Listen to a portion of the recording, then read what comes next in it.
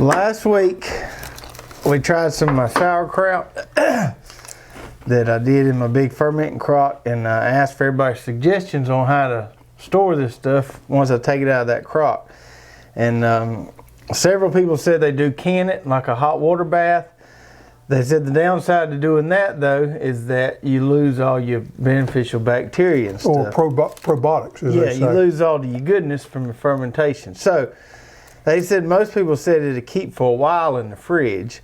So what I did last night is I put it in these jars and put it in the fridge, and I brought you that one there. That one's all urine right there. Bless your heart. And bring that back just real quick. Oh. So the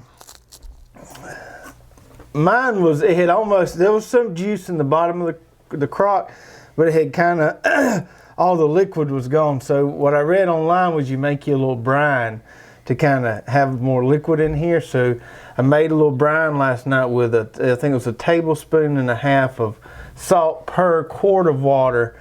Got that hot to dissolve the salt, let it cool down, and then I kind of topped it off with that. So it's got some liquid in there. I was going to see if you want to try it cold there. Ooh, see if you like it better. But I ended up, I think you get a little long-winded sometimes. That's when I figured I'd bring you some snacks today. Yeah, that I ended up with about 5 quart jars there, which ought to be enough sauerkraut to last me until I can grow some more of them big old cabbages. Yeah. What you got over there? You eating some okra? I'm eating some pickled okra. In these trying times, a good pickled okra and some saltine crackers works pretty good. It does. It does. I tell you what, for the most part, a lot of stuff in my garden is looking pretty good right now. I've been shooting the juice to some of my stuff, been fertilizing it real good. My corn is up. That Avalon triple sweet corn, that's the fastest germinating and growing corn I've ever seen. Really? Man, that stuff was up in 4 or 5 days. I'm talking about up good, and every day I grow out there, I swear it's growing 1/2 inch. That's good, but it ain't very good on the saltine cracker. I'm gonna go switch back to my okra, but I'll keep it for later. Keep it for your hot dogs and stuff. And they say if you drink that juice out of there a little bit every day, it'll do you right. Ooh. So anyway, my corn looks good. I've been hitting my tomatoes pretty regular. They looking good. What else? Some squash. I want to talk about squash real quick. So my squash and cucumbers, excuse me. Every time I sense you going off on your tangents, I'm just going to beat some okra. Go ahead. Okay. My squash and cucumbers, they look like they had a little bit of a funk. Maybe tried to have a little bit of early onset disease or something a week or so ago. But I got in there and hit them with some micro boost and some 20-20-20. And I was going to tell people out there this, because I've noticed this before, especially with squash and cucumbers. If you feed them good enough, a lot of times you can get them to outgrow some of that disease and stuff. They'll grow so fast that the disease can't really, ain't going to bother them as much. It's got my squash leaves green as a gourd, and we're doing a lot better now. If he's put on some blooms, ain't you? Getting close, getting real close. Me too. So I'm getting excited about everything. My peppers, I had to do something I wasn't real proud of. Our greenhouse peppers, they just didn't come up. I know what happened in greenhouse peppers. What's that? We were trying to grow them fig cuttings up there, and you can't put fertilizer on them fig cuttings. Mm-hmm. So I wasn't able to fertilize like I normally do, because I was scared I was going to get some fertilizer on my fig cuttings. So we had a mixture of problems. That they got malnourished. And they got hung up. And anyway. I'm not growing no more fig cuttings and peppers at the same time. Yeah. Anyway, I had to go buy some peppers from a commercial nursery. I went and bought about 100 plants, put them out. So I got a few in the greenhouse that's going to make it. I can try some of those different varieties, but I just went with the staples, what the nursery had, some bells, some bananas, and some jalapenos. Peppers and tomatoes, they like a lot of fertilizer when they start growing. Yeah, but I had to get peppers in one of my main summer staples of my vegetable bag operation, and I had to get my peppers in the ground soon. I couldn't wait to start some more. Now I may start some more, but I couldn't count on that. Speaking of that, vegetable bags, boy, a lot of market farmers I've talked to, and speaking from personal experience, this is a real good time to be a small scale market farmer. Interesting, because your large produce people are having a really hard time right now. Large produce farms are dumping or throwing away thousands of boxes of produce. I guess I'm assuming this.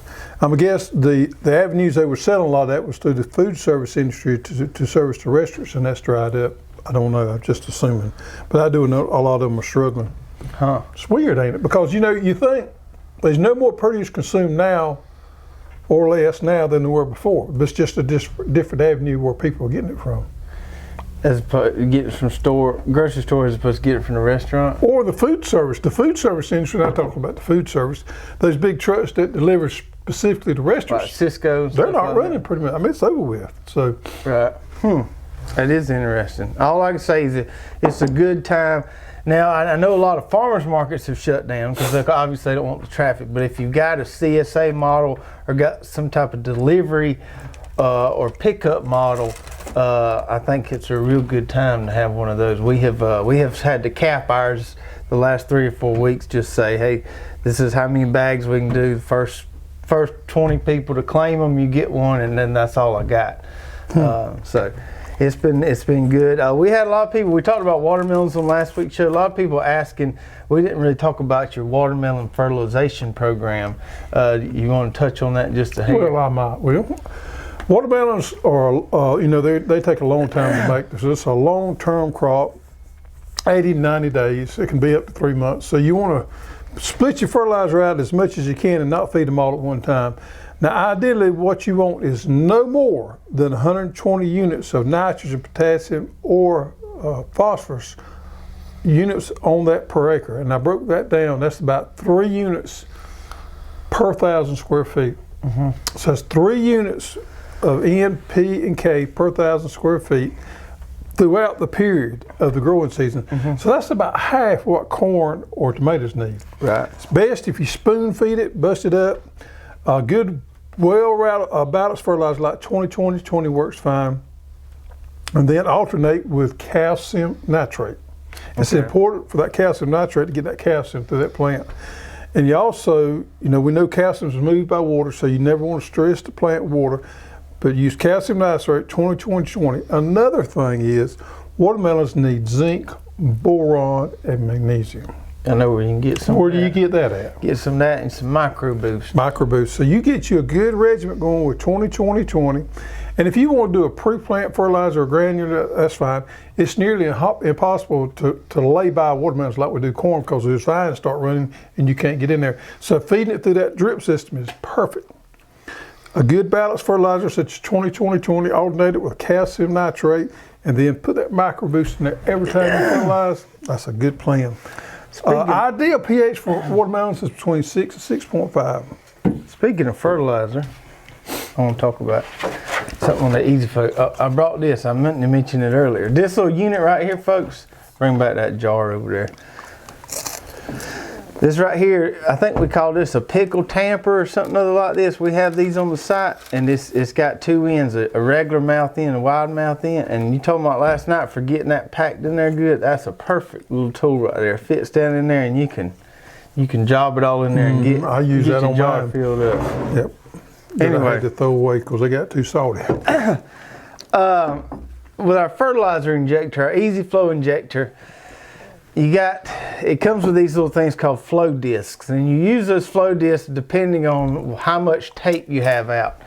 But in the Easy Flow manual, they talk about output in gallons per hour, and on our tape, we talk about output in gallons per minute a lot of times. So lots of people get confused, especially some of them folks in Alabama that don't do as well with math, get confused. And so I wanted to make it simple for you, and I made a little chart. I already did all the math for you to let you know how many feet of tape you got out, what flow disc you're going to use, okay? So you got 3 color flow discs. You got a red, a black, and a white, and then you got the option of narrow flow disc down here. Well, I'm going to let you get through, then I'm going to talk about narrow flow disc. Okay, so if you have anywhere from 30 to 130 feet of our drip tape, in your garden, you're going to use the red flow disc. If you have anywhere from 130 to 250 feet of tape, you're going to use the black. If you're between 250 and 500, you're going to use the white. And you have more than 500 feet of tape ran at the time, you don't need to use one of the flow discs. Now, let's talk about this for a little bit. Where my dream garden is, all those plots are 1,000 square feet. The rows are 30 feet long.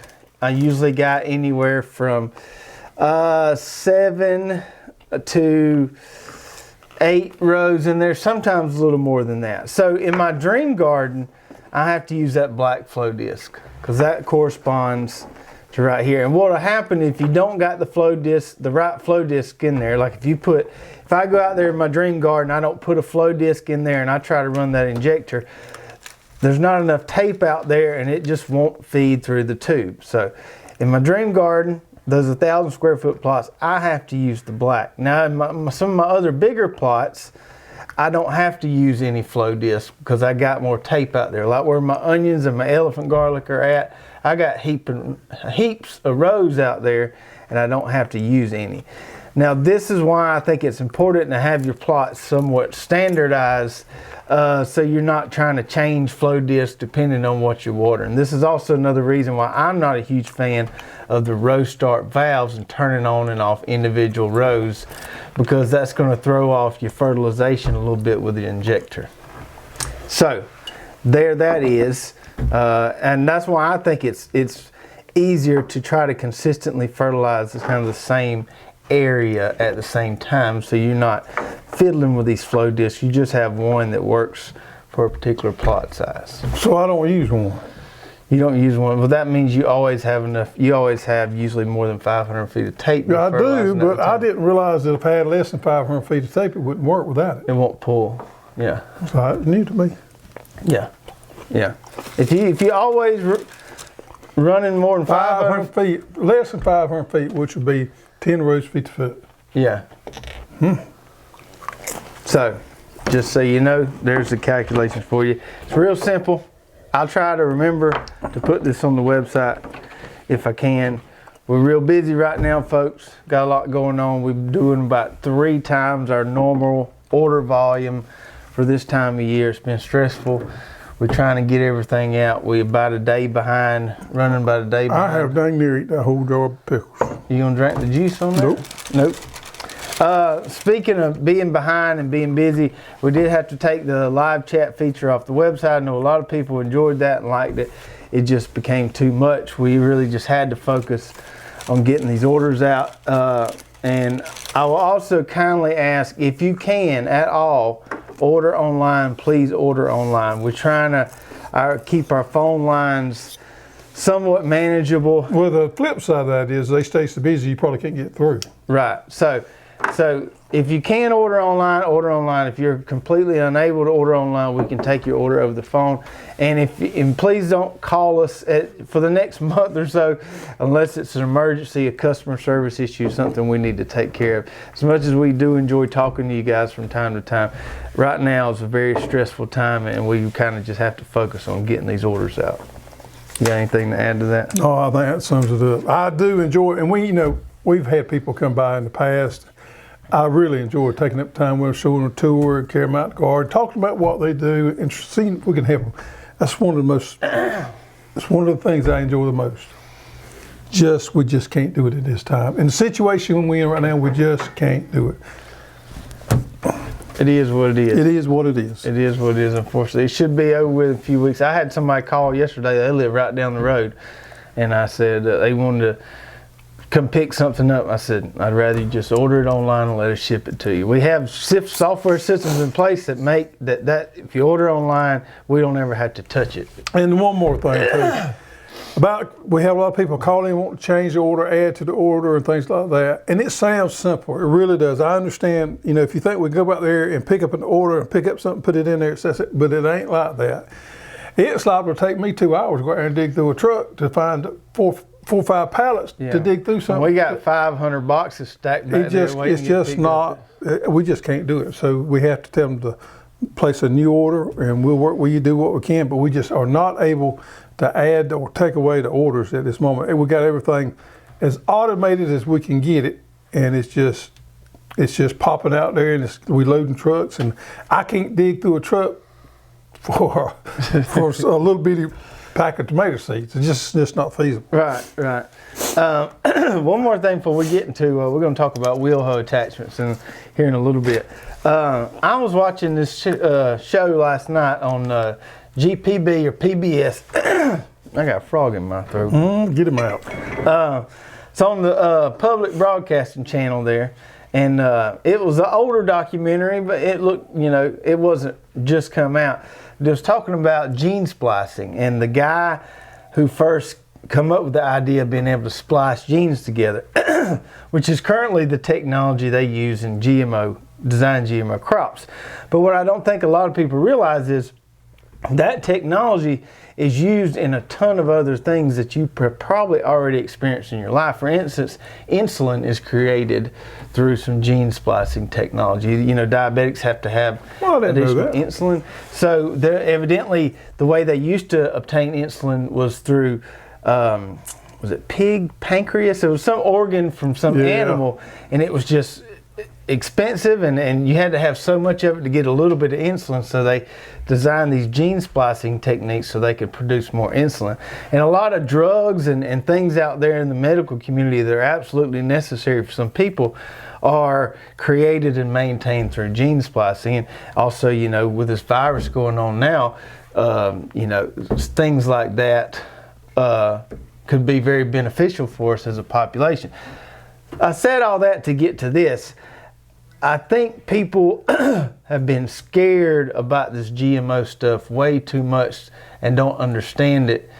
If you eat a GMO vegetable, I don't think there's anything that's going to happen to you. I will stand by my belief that I think the only big problem with GMOs is that they create some irresponsible environmental practices, spraying practices, stuff like that. It creates rampant use of herbicides. Well, not only that, but one of the big arguments is it creates contamination of our pure seed sources. I understand. Mm-hmm. Yeah, that's one of the biggest arguments of that. Now, whether you want to or not, if I had a pot of GMO corn here and a pot of non-GMO corn, I'm going to feel better eating that non-GMO because there's some unknowns in that GMO that I just don't know. So I think a lot of people, including me, have a little bit of preconception about that. Maybe so. What I was saying is there's a lot of things that you are in your life that are GMO that you probably don't even know about. Medicines you may take. Oh, yeah. That's way above my pay grade. Like I'll give you that. That technology that is now used in agriculture has been very beneficial in other aspects of life. And for us to just shoot down on it all, I think is a little bit irresponsible. I'm not standing on a podium to predict GMO agriculture by any means, but I think we should be more open-minded about it and understand where each thing has its place. Well, I understand it. I think I understand it. I don't understand the medicine part, but I understand the agriculture part of it. And I have some issues with some of it. I really do. Well, let me say this and we'll get off that subject. Okay. You always got to trade off with something. Whenever there's a gain somewhere, you normally trade it off somewhere else. And I feel like that's what we do with some of that. We trade off some things with the GMOs that we don't realize we do.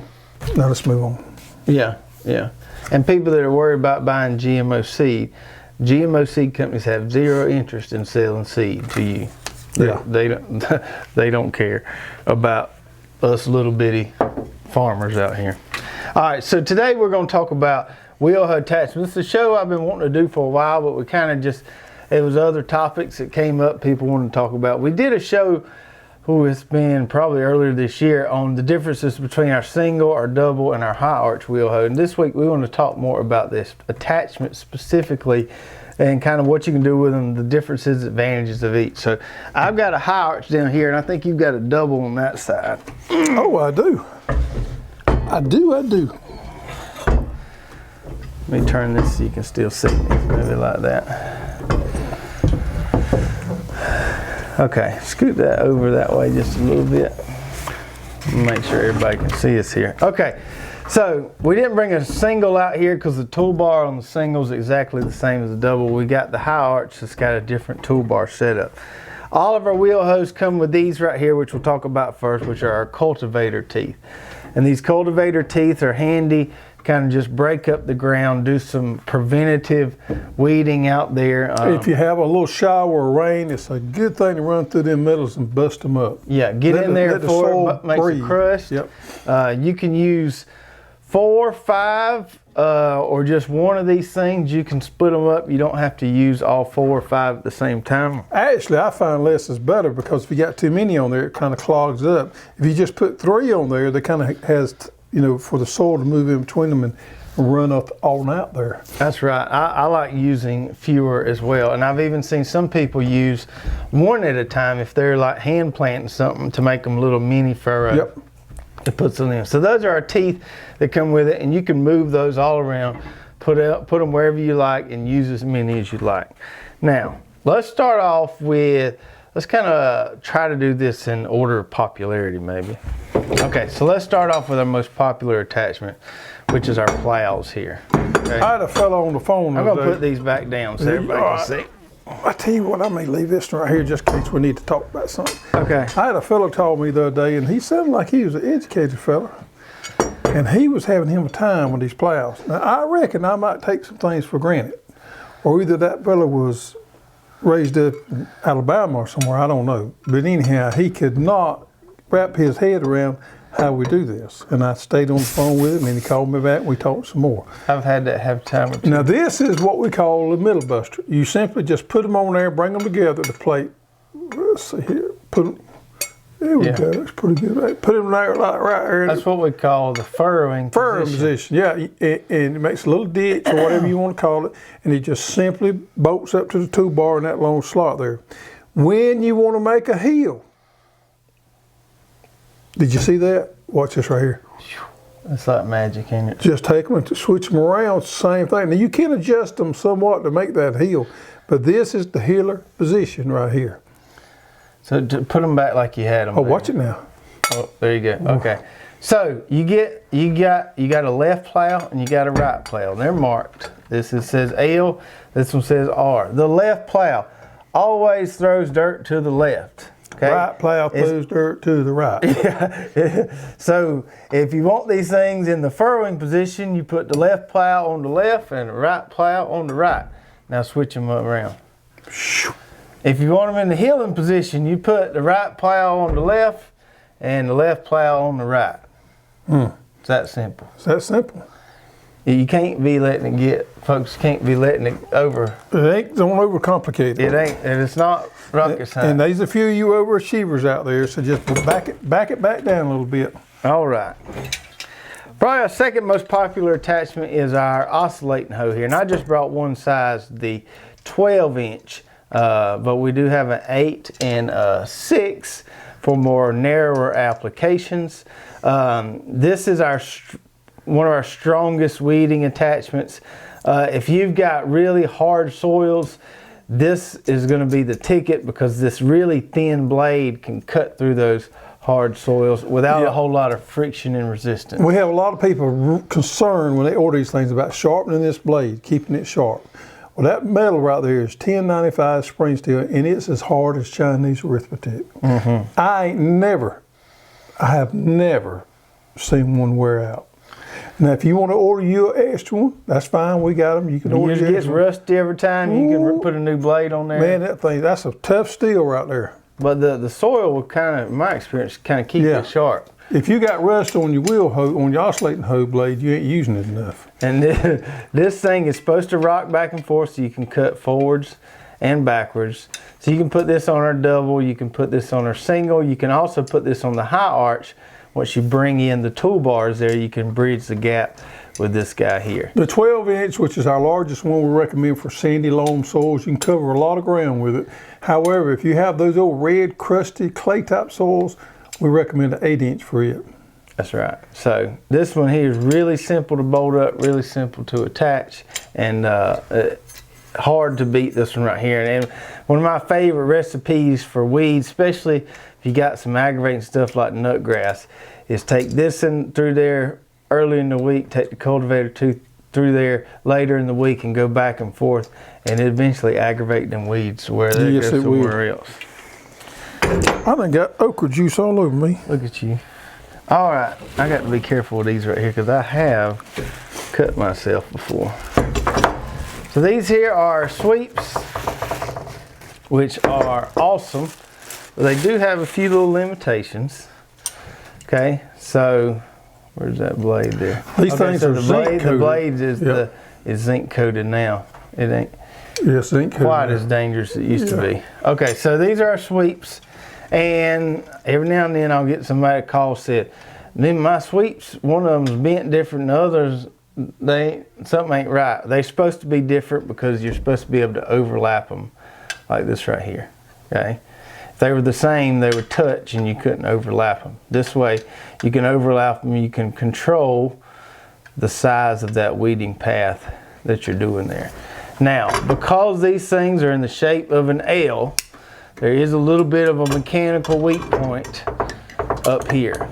Okay, it's just the way it is with these sweeps. Now, we recommend these sweeps. They work brilliant if you've got softer soils and if you don't have a lot of heavy weed pressure. If you've got some really thick bunches of crabgrass in your garden, some really thick grassy weeds, those grassy weeds can grab these things and they can be bent. I've bent them before myself. It ain't easy to bend them, but they can be bent.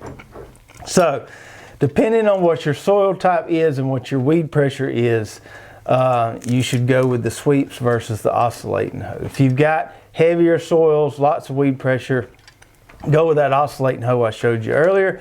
If you've got softer soils, you kind of stay on top of your weeds. These things right here. Show them how you put them on the outside.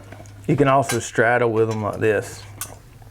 Now what I've done before is put me a cultivator tooth there in the middle. You can do that. And you can just use that. And what's great about the sweeps is you can get real close to that plant. You can almost get too close. You got to be careful. But you can do the closest cultivation with the sweeps as you can anything. That pickled okra got your breath smelling ripe. So the sweeps are very versatile because you can move around different positions. The weakness is there. You can bend them in heavy grassy weeds or harder soils. So get the sweeps or the oscillating hoes depending on what you like. I like the sweeps because they slice through like butter. They work wonderfully if you use in the right application. You don't be clearing new ground with them though. No, don't be doing all that. What else we got here? How about some wing sweeps? How about some wing sweeps? Now I like these old wing sweeps here. I use the 4-inch more than I do the 6-inch. I do too. I do too. And with the wing sweeps, less is more. So it's like very similar to the cultivator teeth. And a lot of people say, man, I can put 3 or 4 of these things on there and I can do all this stuff. If you do that, first of all, these things bite a lot more than those cultivator teeth do. It's basically a cultivator teeth welded to this blade right here. Or a wing sweep, as we would say. That's right. And these things bite pretty good. You put too many of them on there, you're going to be working yourself pretty hard. So, I would recommend no more than 1 or 2 of these 6 inches at the time if you're running those. I personally like to run 3 of the 4 inches. That's one of my favorite setups. That's a good little setup, and it's got these wings here.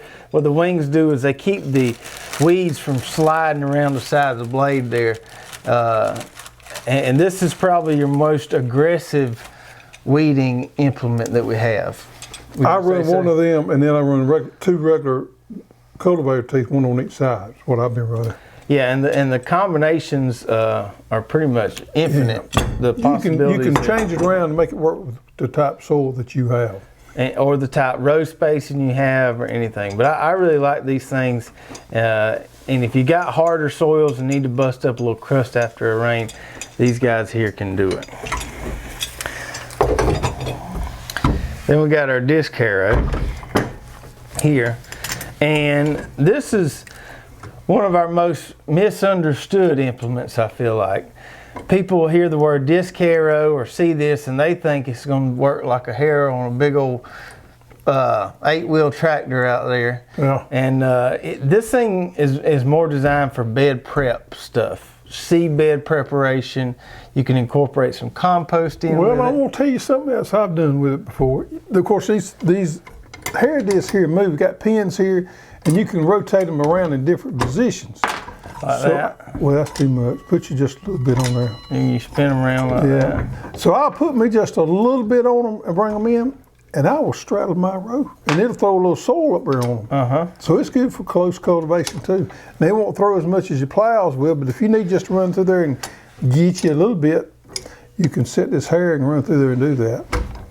Yeah, and it's got 4 different settings for each gang here. You get it too aggressive, you're gonna have a hard time pushing it. I think a good use for this thing right here is cover crop. When you're planting cover crops, I like to strow my cover crops by hand, and you come over the top of them with this right here. It turns them in nice, and gives some nice seeds. I normally rake mine in.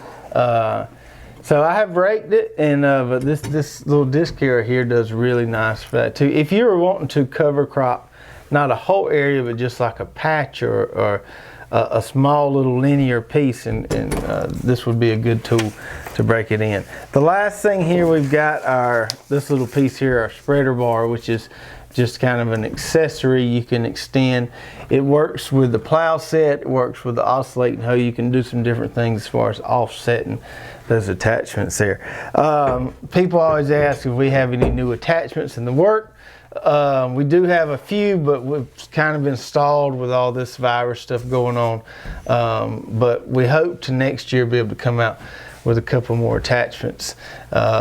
Always looking for kind of new stuff. The Wheel Hoe is a great tool because it's like a tractor. You can put in all kind of different stuff on there to do all kind of different things. If you have any more questions about any of these attachments, or maybe any suggestions for attachments, put those in the comments below, and we'll be glad to look at them and answer. Let's get to some questions. What you say? We got a few questions from last week's show, and if we answer your question on the show, send us an email to cusserve@hosstools.com, and we'll send you a nice little prize. First question comes from David H. And David says, when spraying BT on brassicas, it seems to run off the leaves. Should it be mixed with dish soap or something else, and how much per gallon? Well, I would say when you're spraying any type of anything on your garden, it's important to have you a real nice nozzle that's going to kind of atomize or what you're spraying. You don't want to spray too much to where it's running off the leaves, because it's wasteful. That's wasteful, right? You want it to stick to the leaves. Now I use a backpack sprayer that's made by the same company that makes our hand pump sprayers that we have. We just have never added those to the site. They're a little pricey, but they work wonderful, and it's got a nice nozzle on there, and it mists it out nicely so it sticks well. So I would say that seems to be more of a function of having a real good spray nozzle or a good sprayer. Yeah, but the brassicas have a tendency to have a waxy buildup on that leaf there, and water doesn't attach to it, it just kind of rolls off. I understand what he's saying. They make stickers out there. There's stickers that you can actually put in there that'll help stick to that plant. Of course, I think dishwashing detergent work fine too. I would go with less than more. I try it just a little bit over there and see how it works. That's my take on that. Gotcha. Question number 2 for you. It says, Greg, have you ever considered writing a book expounding on the depth and breadth of your watermelon acumen? Well, maybe that's a good project when I get to retire. If I get to retire, that might be a good project for me. I have been around the produce industry a long time, seen a lot of changes. Back when I grew up, that was the industry we was in, so I've seen it come and go and seen it change, and it has been really interesting to see where it has came to and where it has come from. So, yeah.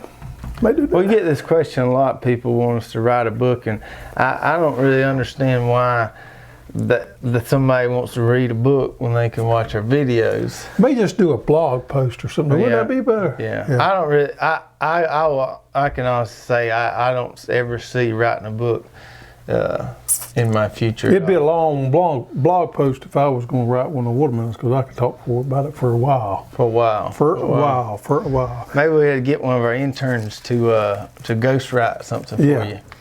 Take notes. Yeah. Lambkin Farm wants to know, how heat tolerant is your Cherokee and Tahama lettuce? Is your Cherokee and Tahama lettuce Louisiana heat planted in the shade for the next few months? Boy, I'm having trouble with that. Well, it's tough. Okra got me going.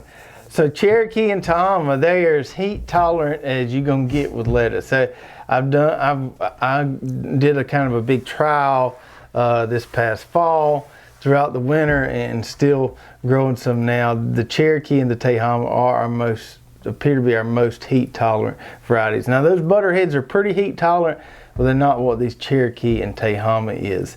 That being said, I got some that I planted a week or two ago that I've been having to baby a little bit.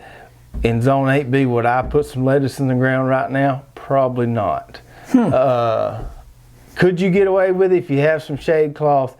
Maybe so. I think it may be a little too risky this far south. Now, if you were zone 7B, 7A, above that, I think you still got plenty of time to squeeze in a lettuce crop.